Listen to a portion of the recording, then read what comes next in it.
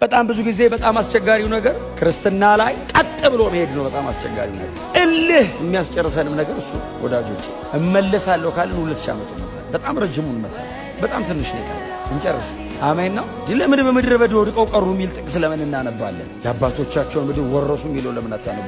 ማን የወረሰው? ኢያሱና ካሌብ ምን አይነት ነበሩ? እግዚአብሔር የሚፈልጋቸው አይነት ሰዎች ነበሩ። በጽናት ብለው ይከተሉት ነበር። በጌታ አምናችሁ በእግዚአብሔር ቤት ውስጥ የምትኖሩ ደግሞ ቅዱሳን ሕይወታችሁን ጠብቁ። ዳግም መመለሱን ጥንቅቅ ብለን መጠበቅ ያለብን፣ ተዘጋጅተን መጠበቅ ያለብን። ለእንግዳ ሆናችሁ የመጣችሁ ሰዎች ካላችሁ ይሄ ሰማይና ምድር ተጠቅልሎ ያልፋል። ይሄ የተሸከምነው ሥጋም አርጅቶ ይወድቃል። ፍጥረት ሁሉ ማጠቃለያውና መዝጊያው ደርሷል። ፀሐይዋ በጣም እየጠለቀች ነው፣ ልትገባ ነው። በሙሉ ነገሮች ወደ መጨረሻ እንደሚወስዱ ምልክት እየሰጡ እየተናገሩ ነው።